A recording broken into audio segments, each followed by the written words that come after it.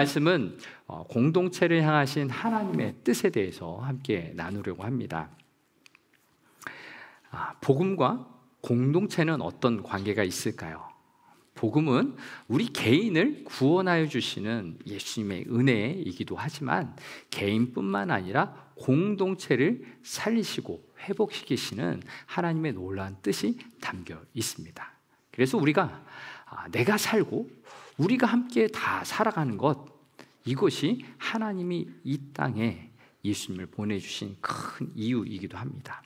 예수 그리스도의 십자가 단지 나의 죄를 용서하기 위한 것뿐만 아니라 그 피로 이 교회 공동체를 세우셨고, 우리 가정 공동체에 예수님이 함께하여 주셔서 이 교회와 이 가정을 통해서 이 세상 가운데 예수 그리스도의 생명이 흘러가도록 우리를 세워주셨다라는 것, 이것이 바로 복음과 공동체 안에 있는 그런 관계입니다.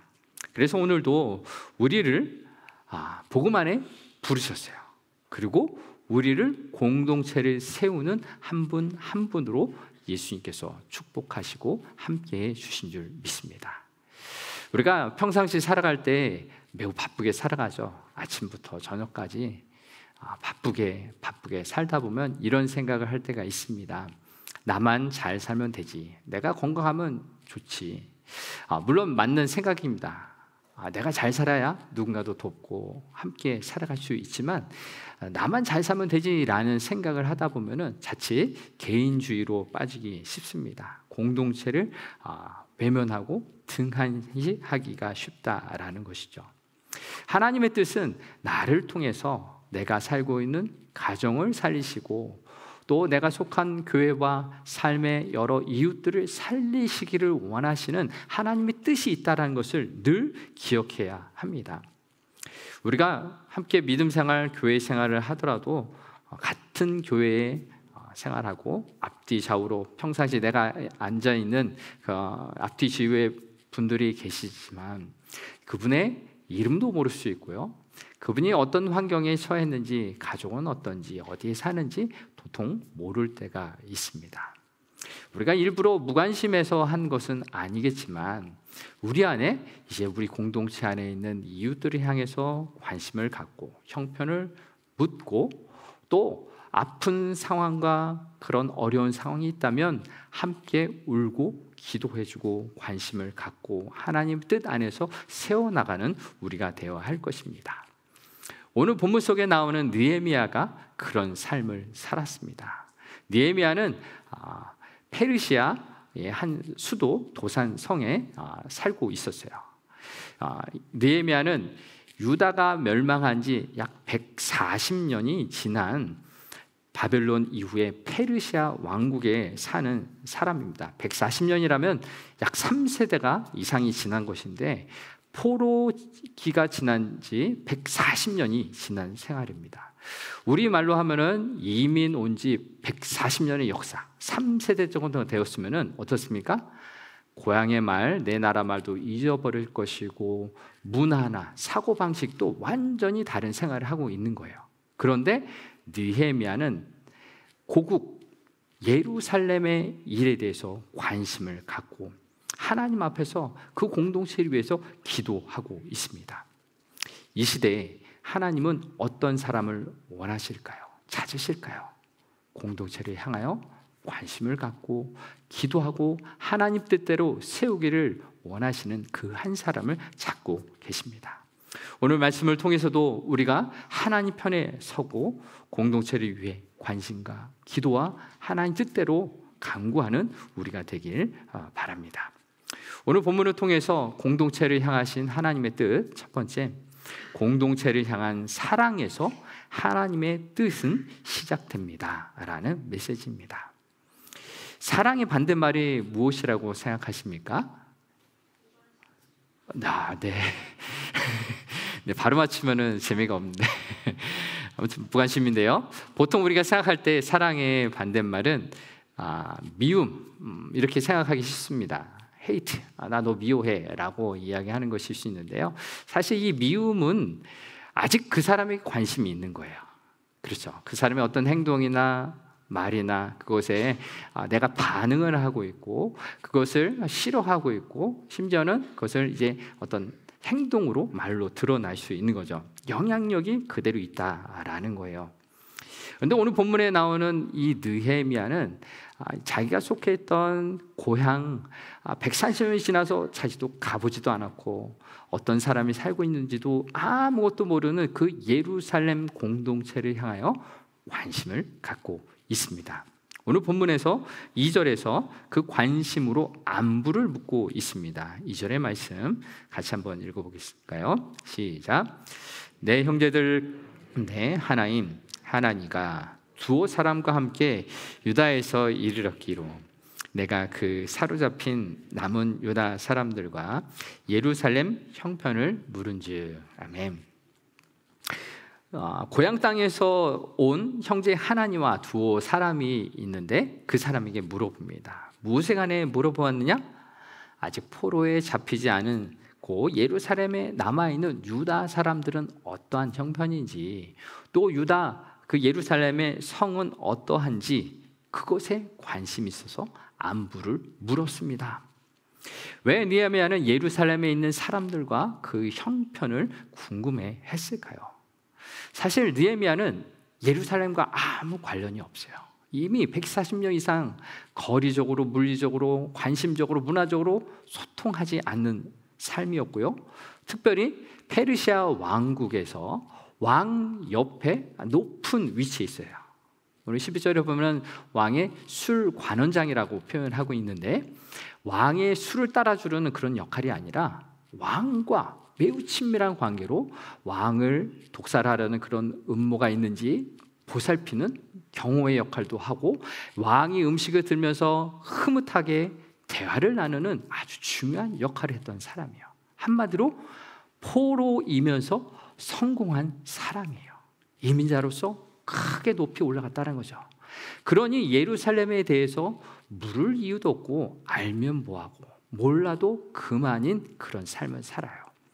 페르시아 왕국에 있으면 아무 문제 없이 어려움 없이 살 수 있는데 왜 예루살렘, 거기를 페르시아에서 1300km가 떨어지고 한 4개월 이상 고생하면서 걸어가야 할 그 곳에 대해서 관심을 갖고 있었을까요? 바로 느헤미야에게 신앙의 뿌리인 예루살렘 공동체가 그에게는 소중했어요. 그곳을 사랑했고 하나님의 뜻이 무엇인지에 관심이 있었던 사람입니다. 그래서 관심의 시작, 사랑으로 그 안부를 물어보았던 것입니다. 우리는 어떻습니까? 개인주의에 빠져서 나만 잘 살면 되겠지, 타인의 삶에 대해서 무관심하지는 않습니까?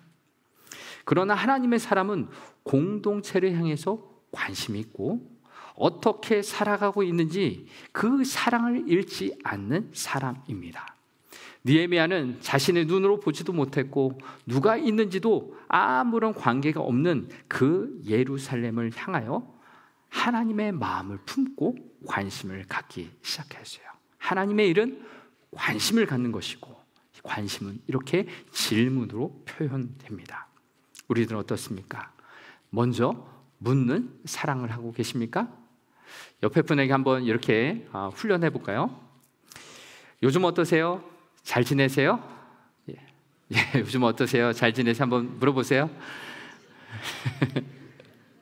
네, 이 훈련을 실전같이 해야지 다른 사람 만났을 때 이렇게 물어봅니다. 이렇게 훈련하고 하는 것들은요, 우리가 같이 살면서도 이런 질문도 관심도 하지 않을 때가 참 많이 있기 때문입니다. 하나님께서는요, 우리가 만나는 이웃이나 우리 공동체 사람들 가운데 안부를 묻고 관심을 가짐으로 내게 주신 하나님의 사랑을 표현하기를 원하세요. 먼저 묻고 관심을 갖는 사람이 하나님의 사랑을 많이 받은 사람이요, 많이 받았기에 흘려 보내는 것이죠. 하나님은 우리를 한 사람을 그런 사람으로 만들어 주셔서 공동체를 살리기를 원하십니다. 혹 우리 안에는 아직 무관심, 나 저 사람에게 관심이 없어, 그냥 눈기도 주지 않고 신경도 쓰지 않는 그런 대상이 있습니까? 만약 그런 내 마음이라면 내 마음이 혹 굳어지고 돌처럼 굳어지고 있지 않는지 점검하시기 바랍니다. 오늘 여러분에게 숙제 내드립니다. 예배 후에 만나시는 분들하고 잘 지내셨어요? 물어보시고, 이름도 모르시면 내 이름은 누구고 누구십니까? 한번 물어보시고, 네, 먼저 물어보시기 바랍니다.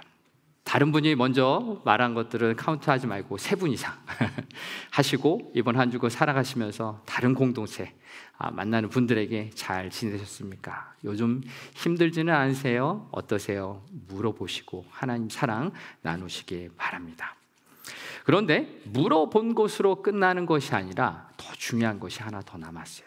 오늘 본문에서도 느헤미야가 그것을 하는데, 물어보면 어떻게 해야죠? 어떻게 해야 돼요? 물어보고 잘 들어야죠. 오늘 본문 느헤미야가 그것을 잘하고 있어요. 3절에 하나님에게 그 이야기를 듣습니다. 3절의 말씀 같이 읽어보겠습니다. 시작. 그들이 내게 이르되 사로잡힘을 면하고 남아있는 자들이 그 지방 거기에서 큰 환난을 당하고 능욕을 받으며 예루살렘 성은 허물어지고 성문들은 불탔다 하는지라. 아멘. 느헤미야는 잘 들었어요. 예루살렘 공동체에 어떠한지 물어보니 사로잡힘을 면하고 아직 포로가 되지 않고 그대로 남아있는 사람은 너무나 고통스럽다라는 거예요. 환난 가운데 있고요, 능욕을 받고 있고요, 그 성과 성문은 불탄 채로 그대로 내버려져 있다라는 말을 듣습니다. 이 말을 들은 느헤미야 어떻게 반응하고 있습니까? 오늘 두 번째 메시지가 그것입니다. 공동체의 아픔 앞에 무릎 꿇는 것이 하나님의 뜻입니다. 공동체의 아픔에 느헤미야가 무릎을 꿇는데, 이 무릎 꿇는 것은 세상의 거센 파도, 그것에 힘겨워서 무릎을 꿇고 항복하는 것이 아니라 하나님 앞에서 무릎을 꿇고 있어요. 전능하신 하나님, 우리의 상황 가운데 하나님의 뜻은 무엇입니까? 무릎을 꿇고 기도하고 있습니다. 4절에서 이렇게 기도합니다. 4절 말씀 같이 읽어보겠습니다. 시작. 내가 이 말을 듣고 앉아서 울고 수일 동안 슬퍼하며 하늘의 하나님 앞에 금식하며 기도하여. 아멘. 느헤미야는 이 말을 듣고 너무나 슬펐어요. 울음으로 수일 동안 슬퍼하며 금식하며 기도했어요. 여러분, 누군가를 위해 울어보신 적이 있으십니까? 정말 울어보신 적이 있으세요? 그 울음은요, 그냥 울음이 아니에요. 누군가의 상황이 내 아픔이에요. 그 고통이 내 아픔이 되어서 내가 울 수밖에 없는 거예요. 누군가 병에 걸려서 아파하고 관계가 어려워서 힘들어하는 그 상황을 들었을 때 눈물이 나지 않으면요, 나는 그 상황을 내 상황이라 여기지 않은 거죠. 바로 느헤미야는 1300km나 떨어졌고 140년이나 그 땅을 아무도 가보지 않았고 자기도 가보지 않은 이 상황 속에서 눈물을 흘릴 수 있다는 것, 어떻게 가능할까요? 하나님의 마음이, 하나님의 눈이 향한 그곳을 향하여 그 눈과 마음이 있었기 때문이죠. 로마서 12장 15절에 우는 자들과 함께 울라라고 말씀하셨는데요, 이 말씀은 감정적으로 그냥 동의해서 그런 울음이 아니라 하나님께서 이 공동체를 얼마나 사랑하시는데 이 공동체가 이 어려운 가운데 속해 있구나, 정말로 힘든 상황이구나 라는 것을 마음으로 느끼며 슬피 울고 금식하였던 것입니다. 우리는 어떻습니까? 남의 아픔과 공동체의 어려움들을 보면서 그럴 수도 있겠지라고 생각하고 넘어가는지는 않는지요. 하나님은 느헤미야에게 그 공동체의 마음에 문을 여시고 눈물로 함께 기도할 수 있도록 도와주셨어요.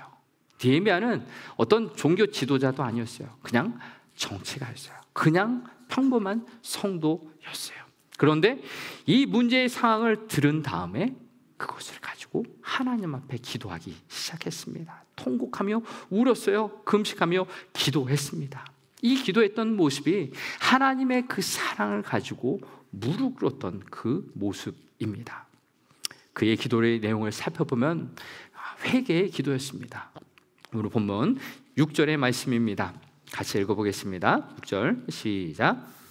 이제 종이 주의 종들인 이스라엘 자손을 위하여 주야로 기도하오며 우리 이스라엘 자손이 주께 범죄한 죄들을 자복하오니 주는 귀를 기울이시며 눈을 여시사 종의 기도를 들으시옵소서. 나와 내 아버지의 집이 범죄하여 라고 기록하고 있죠. 하나님 앞에 기도하는데 주님, 우리가 지은 죄들을 자복합니다. 고백합니다. 나와 내 아버지가 집이 범죄하였습니다 라고 기도하면서 7절에 구체적으로 이렇게 기도합니다. 같이 읽어보겠습니다. 주를 향하여 크게 악을 행하여 주께서 주의 종 모세에게 명령하신 계명과 율례와 규례를 지키지 아니하였나이다. 아멘. 하나님의 말씀을 지키지 않는 큰 죄를 지었습니다 라고 고백하고 있습니다. 예루살렘 공동체 지금 폐허가 되어 있고 가난하고 침략을 당하고 어려운 가운데 살고 있는 그 공동체의 아픔을 내 아픔으로 여기면서 내가 범죄했습니다. 내 아버지가 하나님 앞에 범죄했습니다. 하나님의 말씀을 따르지 않는 죄를 지었습니다 라고 회개 기도하고 있습니다. 그런데 느헤미야가 이 회개 기도를 하는데 큰 흐름이 있는데요, 그것은 하나님을 어떤 분으로 고백하느냐라는 것이 중요합니다. 본문 5절에서 느헤미야가 하나님을 어떤 분으로 고백하느냐, 5절의 말씀 같이 읽어보겠습니다. 시작. 이르되 하늘의 하나님 여호와 크고 두려우신 하나님이여 주를 사랑하고 주의 계명을 지키는 자에게 언약을 지키시며 긍휼을 베푸시는 주여 간구하나이다. 아멘. 뭐라고 하나님을 인정하며 고백하느냐? 하늘의 하나님.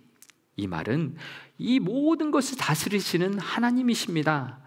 나는 바사 왕의 명령을 따르고 살고 있지만 왕보다 더 높으신 하나님, 그 높이 계신 하나님에 계신 하나님을 바라보며 기도합니다. 그런데 그 하나님은 크고 두려우신 하나님. 왜 크고 두려우신 하나님일까요?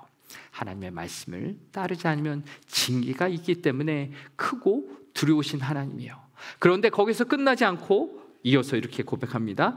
주를 사랑하고 주의 계명을 지키는 자에게 언약을 지키시는 하나님이라고 신뢰하며 기도합니다. 무엇입니까? 우리가 범죄하여서 주님을 떠났지만, 그리고 징계를 받아 포로가 되었고 황폐하게 되었지만, 이제라도 주님을 사랑하고 그 계명을 지키는 우리에게 하나님의 긍휼을 베푸시는 하나님이십니다. 사랑의 하나님, 인자하신 하나님, 신실하신 하나님을 바라봅니다 라고 신뢰하고 있습니다. 즉 느헤미야는 고통 가운데 일하시는 하나님을 바라보고 있어요. 사랑하는 성도 여러분, 여러분의 삶 가운데에도 고통이 있고 어려움이 있으시죠? 그 가운데 하나님을 신뢰하십니까? 내가 질병에 걸려서 힘들어하고 있을 때, 관계의 어려움으로 힘들어하고 있을 때 불평이 나올 수 있고 감사는커녕 더 비난하고 정죄하는 우리의 모습 속에 우리는 하나님을 신뢰하고 있느냐라는 질문입니다. 느헤미야의 이 회개 기도는 고난 속에서 하나님이 일하시는 것, 즉 우리 공동체에게 무엇을 원하신가, 선하신 하나님께서 가장 좋은 것을 예비하고 계시다라는 것을 믿는 믿음으로 회개 기도를 하고 있습니다. 바로 진정한 회개의 기도, 지금 고난의 이 상황을 시선을 둔 것이 아니라 하나님이 어떠한 분이시냐, 하나님은 선하시고 의로우신 분이라는 그 하나님에게 시선을 두는 자만이 진정한 회개를 할 수가 있어요. 여러분, 무언가 잘못했을 때, 어렸을 때 부모님에게 잘못했다고 얘기하는 적 있지 않습니까? 그 부모님을 어떻게 믿고 있을 때 그렇게 잘못했다고 얘기합니까? 나를 용서하고 받아주고 바른 길로 인도할 것을 내가 알기 때문에 잘못을 용서해달라고 뉘우치지 않습니까? 바로 하나님 앞에 회개 기도하시는 것은 바로 하나님이 나를 온전한 길로 인도하시는 분, 사랑의 길로 인도하시는 분이라는 그 신실하신 하나님에 대한 믿음을 가졌을 때 그렇게 회개할 수 있는 것이죠. 이것에 대해서 오직 고통당하는 하나님만이라는 책에서 저자 비노스 라마찬드라는 사람이 이렇게 이야기하고 있습니다. 참된 회개는 내가 아무리 심한 고난을 겪는다고 할지라도 하나님은 선하시고 의로우신 분이라는 사실을 인정하는 것이다. 고난은 우리를 무너뜨리는 과정이 아니라 어둠을 통해 일하시는 하나님의 역사를 드러내는 과정이다 라고 기록하고 있어요. 이 뜻은 우리가 참된 회개를 할 수 있는 그런 이유, 힘은 무엇이냐? 내가 아무리 어려운 환경에 처할지라도 하나님은 어떤 분이시냐? 선하고 의로우셔서 이 길들을 통해서 하나님이 이끄실 것이다. 내가 지금 고난을 당하고 나를 힘들게 하는 이 일들에 처했지만 하나님이 나를 무너뜨리려고 이것을 하시는 것이 아니라 이 어둠의 긴 터널을 통해서도 나를 향한 신실하신 하나님의 선하심이 역사하실 것이다. 보이지 않는 하나님의 섭리가 있을 것이다 라는 믿음이 있기 때문에 하나님 앞에 회개하며 기도할 수 있다라는 것입니다. 사랑하는 성도 여러분, 우리 안에서도 하나님을 향한 그 신뢰와 믿음이 더욱더 굳세지길 원합니다. 고통 속에서도 하나님을 바라볼 수 있기를 바랍니다. 내가 당한 어려운 일들, 감당할 수 없는 수많은 고난들이 너무나 크다면, 너무나 그 고난이 크게 보인다면 하나님은 보이지 않을 거예요. 그러나 하나님을 바라보면 바라볼수록, 하나님께 집중하면 집중할수록 그 크신 하나님 뒤에 고난은 보이지 않게 되는 것이죠. 그렇습니다. 사랑하는 성도 여러분, 고통 속에서 하나님을 신뢰할 수 있기를 바랍니다. 기도할 수 있는 것, 기도할 문제가 있어서 기도할 수 있는 것 또한 감사할 수 있기를 바랍니다. 힘들고 어려운 일이 있어도 기도할 수 있다는 것 그 자체만으로도 나를 성숙하게 하시고 훈련시키시는 하나님의 놀라운 계획이 있음을 바라보고 하나님 앞에 거할 수 있기를 바랍니다.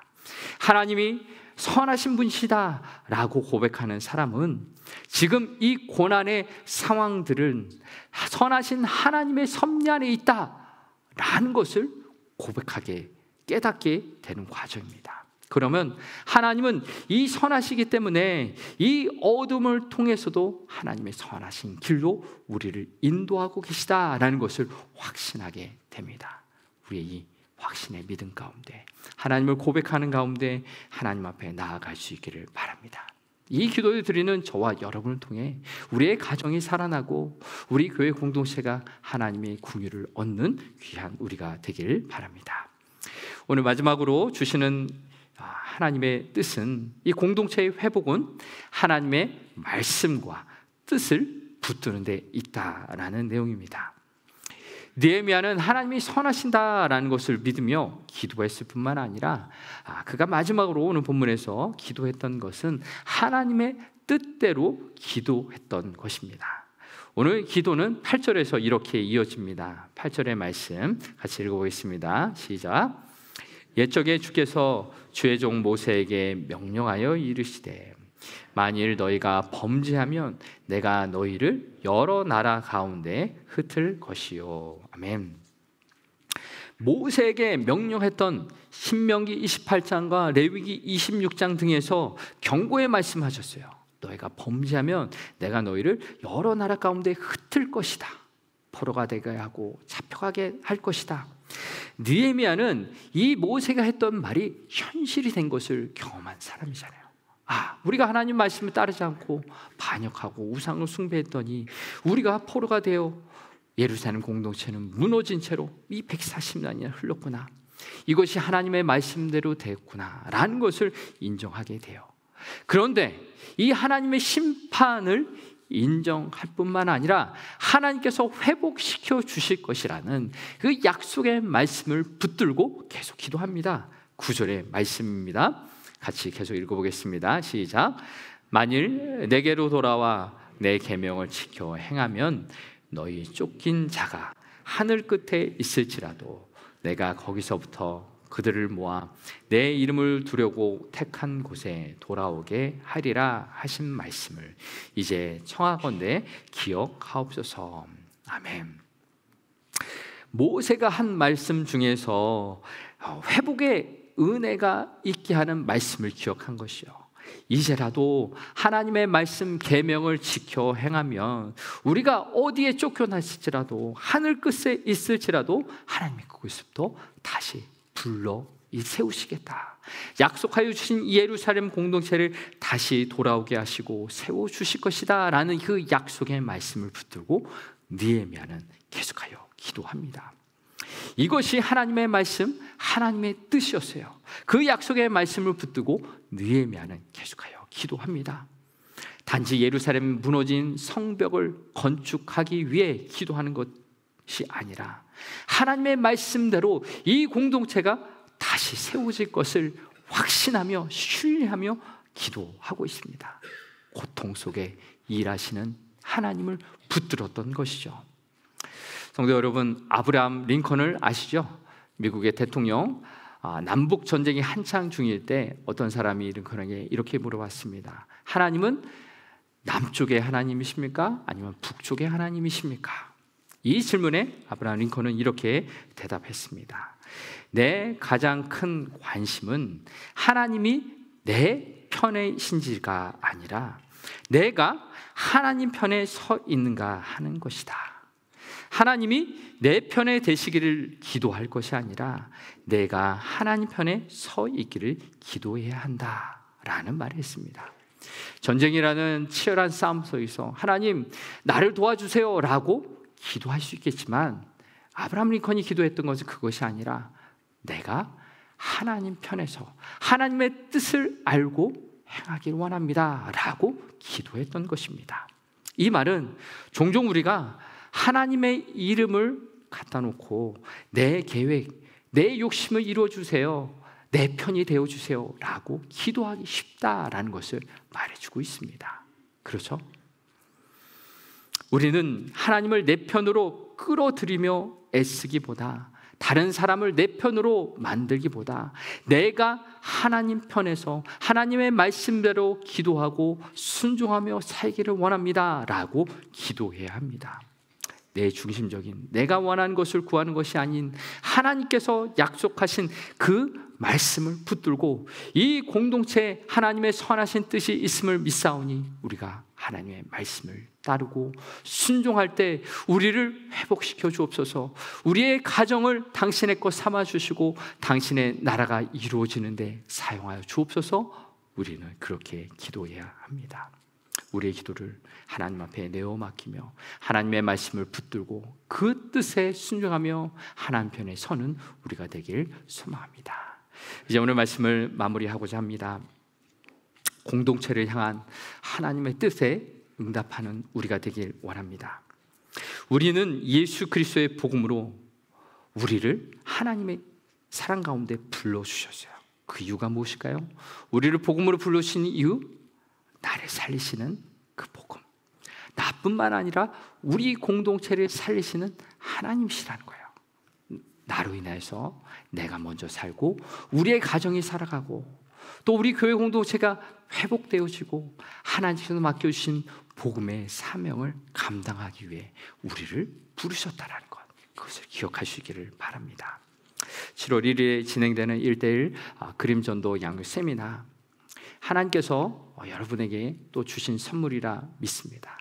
복음을 확신을 갖고 감사함과 기쁨으로 훈련되는 시간, 또 그것을 통해 내가 살아나고 가정과 이웃이 교회 공동체가 살아나는 귀중한 시간이 되길 바랍니다.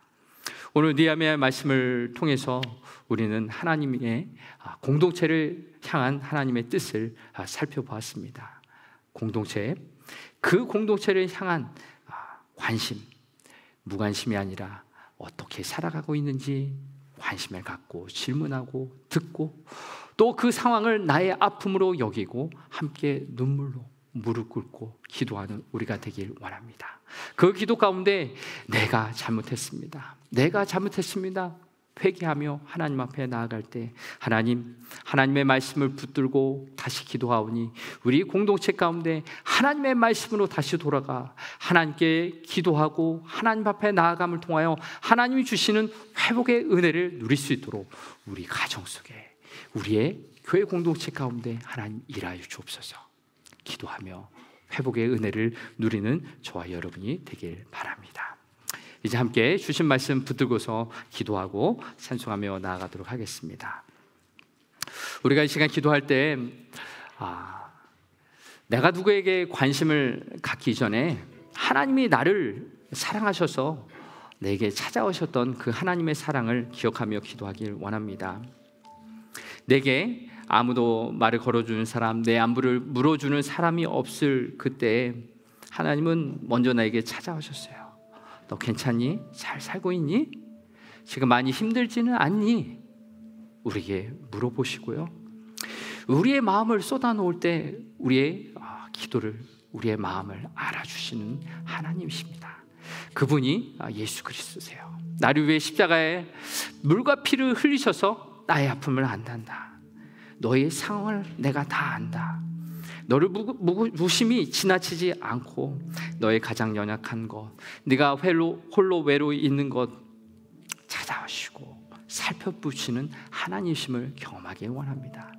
이 하나님의 사랑을 경험할 때 주님, 나도 이제 이웃을 향하여 관심을 갖고 그 아픔을 가지고 붙들고 함께 기도하는 내가 되길 원합니다. 나의 가족들, 이 가정이 살아나고 우리 교회가 다시 한번 하나님의 사랑으로 회복되는 우리 교회 공동체 되게 하여 주옵소서. 합심하여 기도하며 나아가도록 하겠습니다.